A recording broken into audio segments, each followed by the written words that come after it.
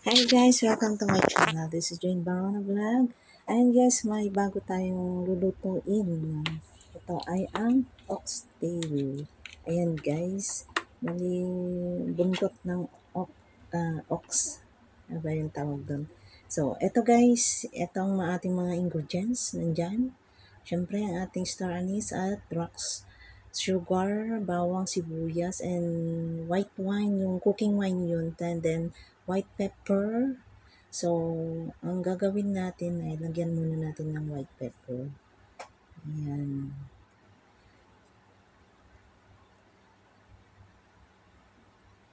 So, nakakawak ko na yung camera kasi wala akong stand. Tapos, konting asin guys. Konting asin.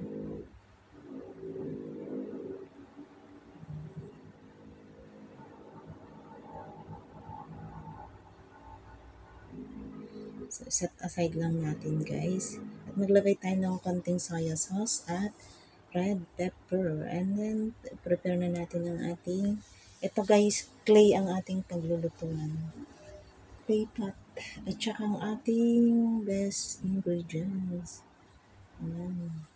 So, hindi ko, ipapakita ko na lang sa screen kung ano yun. So, ayan, kailangan mainit muna ang ating palayok.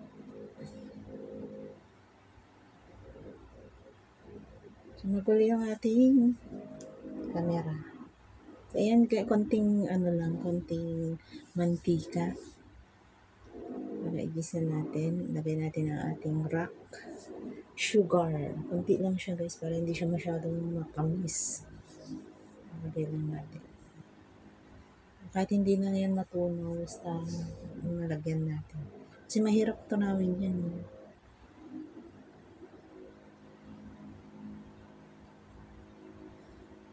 Mahirap tunawin. Yan. Pinukpok ko na pero wala pa rin. Sayaan lang natin na ganyan.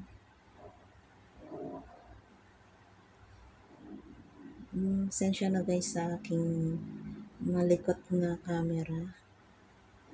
Ilagay na natin yan.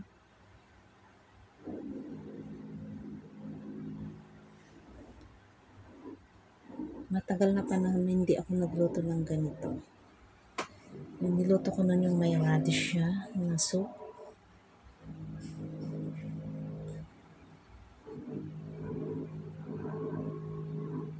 So, ayan. Naging lang natin, golden brown or konting brown lang po siya. So, hindi pa rin natutunaw ang ating asukal. So, yan lang natin dun guys.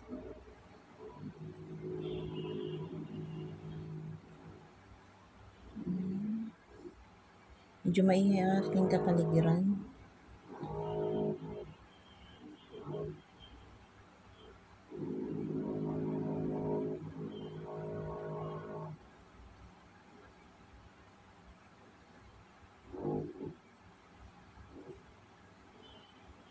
Malikot ang ating camera.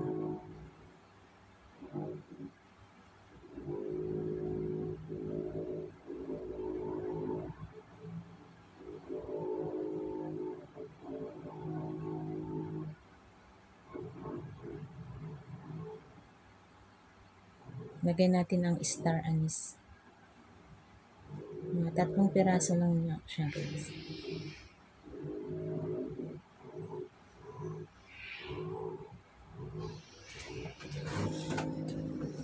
At ang ating bawang, sibuyas, syempre. Ayan, halo-haloin lang natin na ganyan.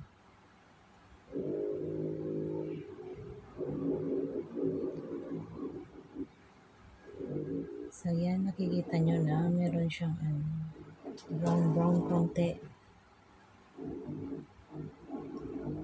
Syempre, ang ating cooking wine. Mas masarap guys kapag may red wine. Kaya wala kami ubos na, kaya yung rice wine na lang ang nilagay. Kaya pinangluluto na. Tsaka konting soya sauce. Ay, oyster sauce. Sorry, sorry. Oyster sauce pala yun. Tapos ang ating nilalagay doon na ano, ba yung tawag doon? Ayan yung parang black bean siya. Hoisin sauce pala yun. Hoisin sauce. Nakita ko nandun sa screen kung ano yun. Yung style niya. Lee Kum Ki. Yung produkto. Ayan.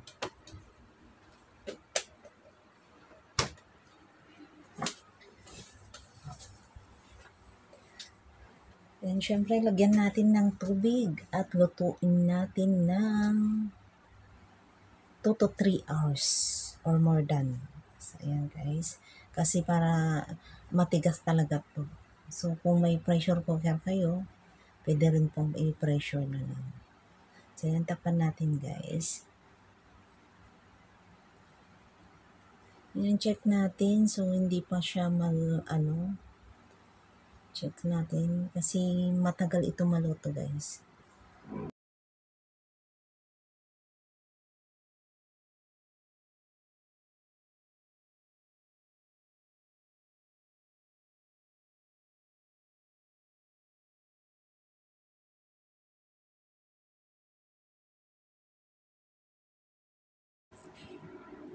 Ayan guys, check natin ulit after 2 hours. Ayan, lagay na natin ang ating red pepper at lutuin muna natin ng another 1 oras. Ayan.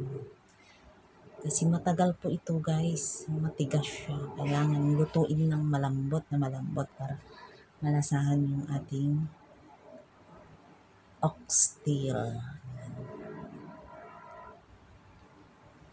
So, ayan guys, tapan ulit natin guys. Check natin mamaya after ilang ano lang natin, konti lang yung